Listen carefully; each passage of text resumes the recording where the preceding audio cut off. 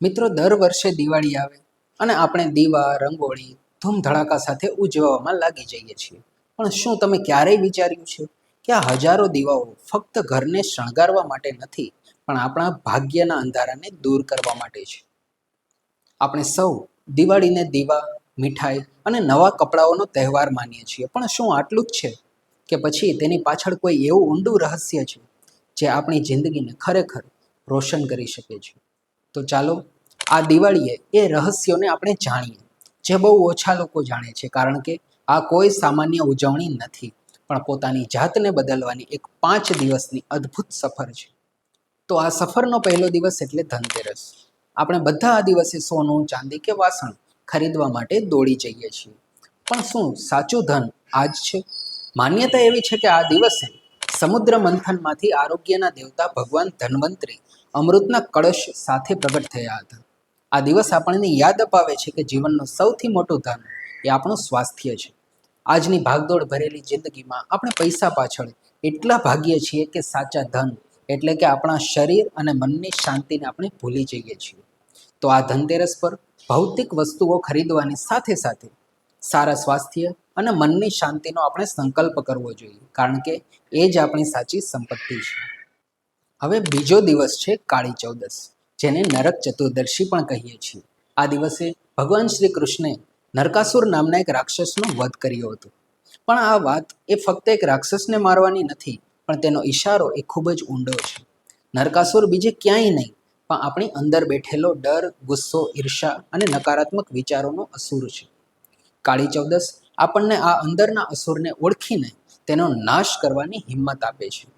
જેમ આપણે ઘર સાફ કરીને કચરો બહાર ફેંકીએ છીએ, બસ એમ જ આ દિવસે મનમાંથી નકારાત્મકતાનો કચરો સાફ કરવાનો છે. આ એ જ દિવસ છે જ્યારે આપણે આપણી નબળાઈઓનો સામનો કરી આપણી અંદરની શક્તિને જગાડવાની છે.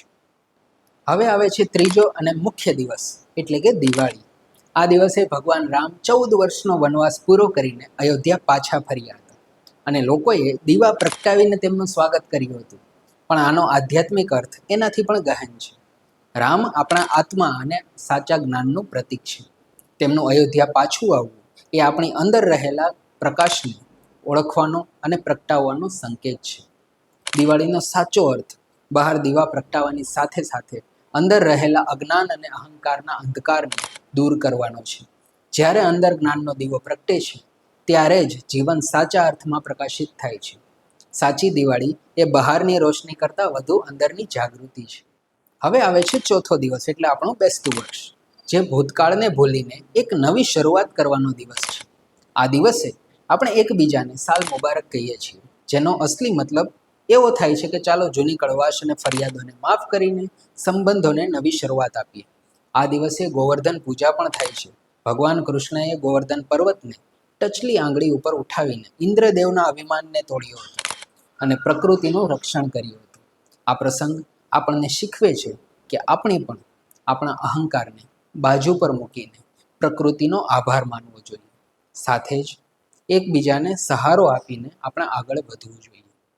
આ સફરનો પાંચમો અને અંતિમ દિવસ એટલે ભાઈ બીજ.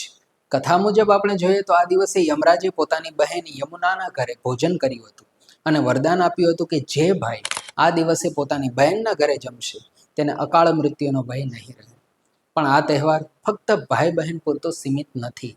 એ આપણને શીખવે છે કે જીવનની આ દોડધામમાં આપણે આપણા સંબંધોને ક્યારેય ભૂલવા ન જોઈએ. આ દિવસે આપણે આપણા તમામ સંબંધોને પ્રેમ અને વિશ્વાસથી વધુ મજબૂત બનાવવાનો સંકલ્પ કરવો જોઈએ. ધનતેરસ આપણને સાચા ધન એટલે કે સ્વાસ્થ્યનું મહત્વ સમજાવે છે. કાળી ચૌદસ અંદરના ડરને હરાવવાની હિંમત આપે છે. દિવાળી અજ્ઞાનને દૂર કરી જ્ઞાનનો દીવો પ્રગટાવવાનું શીખવે છે. બેસતું વર્ષ નવી અને સકારાત્મક શરૂઆત કરવાની તક આપે છે. અને ભાઈબીજ આપણને સંબંધોના મહત્વને યાદ અપાવે છે. તો ચાલો આ દિવાળીએ બહાર દીવા પ્રગટાવવાની સાથે સાથે આપણી અંદર પણ જ્ઞાન, પ્રેમ અને કરુણાનો દીવો પ્રગટાવીએ. ચાલો આ તહેવારને માત્ર ઉજવીએ નહીં, પણ તેને દિલથી જીવીએ. તો મિત્રો, આ દિવાળીએ તમે તમારા જીવનમાં કયો એક સારો બદલાવ લાવવાનો સંકલ્પ લો છો, એ અમને કોમેન્ટમાં જરૂર જણાવજો. આપ સૌને દિવાળીની હાર્દિક શુભકામના અને નવા વર્ષની દિલથી શુભેચ્છાઓ.